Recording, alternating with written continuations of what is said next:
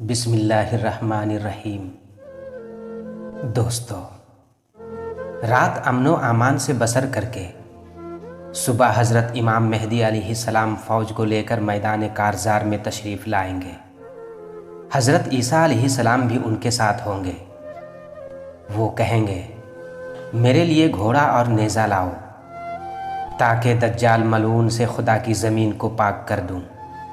پھر حضرت عیسیٰ علیہ السلام دجال پر حملہ آور ہوں گے اور حضرت امام مہدی علیہ السلام اسلامی فوج کے ساتھ دجال کی فوج پر طاقت کریں گے۔ یہ لڑائی نہایت خوفناک ہوگی اور اپنی جان کی پرواہ کیے بغیر مجاہدین گھمسان کی جنگ میں بے جگری سے دجال کی فوج سے نبرد آزما ہوں گے۔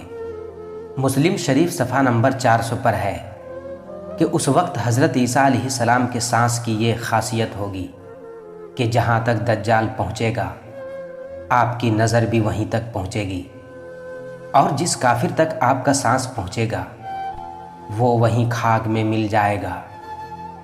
آپ دجال کا مقابلہ کرتے کرتے مقام لد تک جا پہنچیں گے اور نیزے سے اسے جہنم رسید کر کے لوگوں کو اس فتح کی اطلاع دیں گے۔ مشکات شریف میں ہے کہ لد لام کے پیش کے ساتھ اور دال کی تشدید کے ساتھ لکھا جاتا ہے۔ یہ ایک پہاڑ کا نام ہے۔ بعض کے نزدیک ایک گاؤں کا نام ہے جو بیت المقدس کے نزدیک ہے۔ کہا جاتا ہے کہ حضرت عیسیٰ علیہ السلام اس کو جلدی قتل نہ بھی کریں، پھر بھی اس کا ہلاک ہونا حضرت عیسیٰ علیہ السلام کے ہاتھ سے لکھا جا چکا ہے، اور آقا کریم صلی اللہ علیہ وسلم نے اس کی تصدیق فرما دی ہے۔ اس لیے وہ آپ کے سانس سے بھی پگھل جائے گا جیسے کہ پانی نمک میں پگھل جاتا ہے۔ ادھر اسلامی فوج کے مجاہدین لشکر دجال کو قتل کرنے میں مشغول ہو جائے گی، اور ادھر اللہ کی نصرت کا ظہور اس طرح بھی ہوگا کہ اس لشکر میں موجود کسی یہودی کو پناہ نہیں ملے گی۔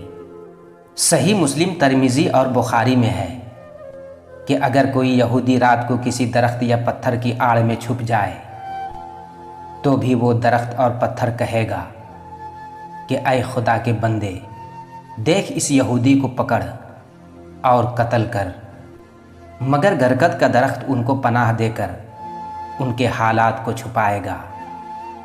ترمذی صفحہ نمبر 325 پر ہے کہ دجال کے شر کا زمانہ 40 دن تک رہے گا۔ ان دنوں میں سے ایک دن 1 سال کے برابر ہوگا، ایک مہینہ کے، اور ایک ہفتہ کے برابر ہوگا۔ باقی دن اپنے دنوں کے برابر ہوں گے۔ بعض دنوں میں ہے کہ یہ لمبے دن بھی دجال کے تصرفات اور اس کے استدراج کی وجہ سے محسوس ہوں گے، کیونکہ وہ لعنتی سورج کو روکنا چاہے گا تو اللہ تعالیٰ اپنی قدرت سے اس کی مرضی کے مطابق سورج کو روک دیں گے۔ صحابہ کرام نے آقا کریم صلی اللہ علیہ وسلم سے عرض کیا کہ جو دن 1 سال کے برابر ہوگا اس میں 1 دن کی نمازیں پڑھنی چاہیے یا پورے سال کی نمازیں پڑھنی ہوں گی؟ تو آقا کریم صلی اللہ علیہ وسلم نے فرمایا کہ اندازہ لگا کر 1 پورے سال کی نمازیں پڑھنی چاہیے۔ دجال کے فتنہ کے ختم ہونے پر حضرت امام مہدی علیہ السلام اور حضرت عیسیٰ علیہ السلام ان شہروں میں مسلمانوں کو ملنے جائیں گے جہاں جہاں دجال نے لشکر کشی کی ہوگی، اور وہاں پہنچ کر یہ دونوں حضرات دجال کے ستائے ہوئے لوگوں کو اجر عظیم کی خوشخبریاں دیں گے اور عام نواز شاد کر کے ان کے دنیاوی نقصانات کی تلافی کریں گے۔ حضرت عیسیٰ علیہ السلام خدمت خلق اور اکرام مسلم کے عمل سے فارغ ہو کر سب سے پہلے قتل خنزیر، شکست صلیب اور کفار سے جزیہ قبول نہ کرنے کے احکامات صادر فرمائیں گے۔ پھر تمام کفار کو اسلام کی طرف آ جانے کی دعوت دیں گے۔ خدا کے فضل و کرم سے کوئی کافر اسلامی شہروں میں نہیں رہے گا۔ تمام روئے زمین حضرت امام مہدی علیہ السلام کے عدل و انصاف کی کرنوں سے منور ہوگی۔ ظلم و ناانصافی کو جڑ سے اکھیڑ دیا جائے گا۔ تمام لوگ اللہ کی اطاعت اور عبادت میں مشغول ہوں گے۔ آپ کی خلافت کی میعاد 7 سال، ابو داؤد 8 سال، حاکم یا 9 سال ترمذی ہوگی۔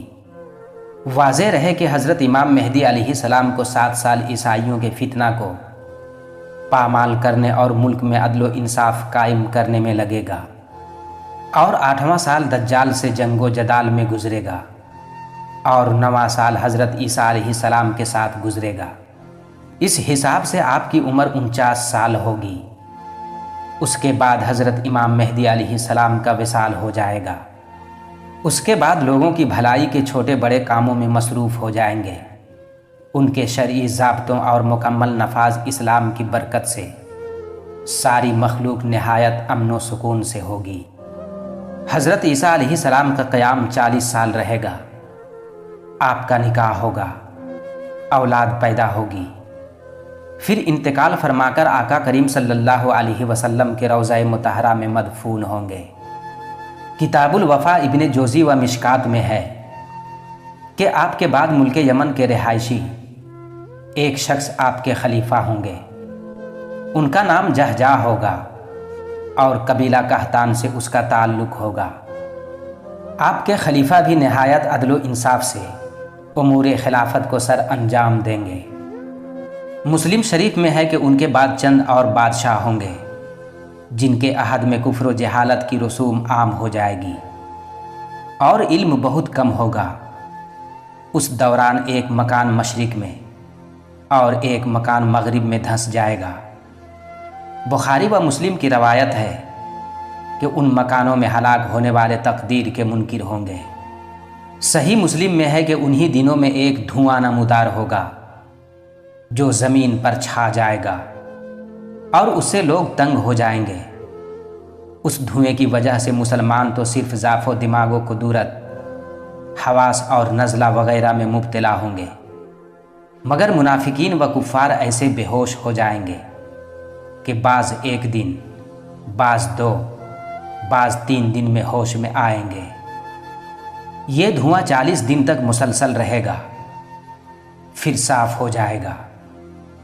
بعد ماہ ذی الحجہ میں یوم نحر کے بعد رات اس قدر لمبی ہوگی کہ مسافر تنگ دل، بچے خواب سے بیدار، مویشی اپنی چراگاہوں میں جانے کے لیے بے قرار ہو جائیں گے، یہاں تک کہ لوگ بے چینی کی وجہ سے آہوزاری شروع کر دیں گے اور توبہ توبہ پکار اٹھیں گے۔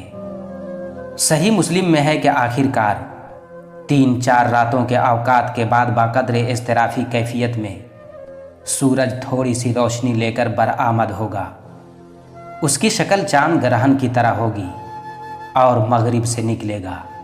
اس وقت تمام لوگ خدائے قدوس کی توحید کا اعتراف کریں گے، مگر اس وقت توبہ کا دروازہ بند ہو چکا ہوگا۔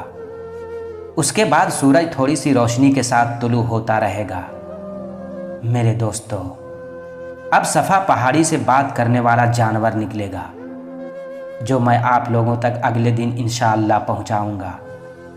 اللہ رب العزت سے دعا ہے کہ ہم سب کو نیک عمل کرنے کی توفیق عطا فرمائے۔ آمین۔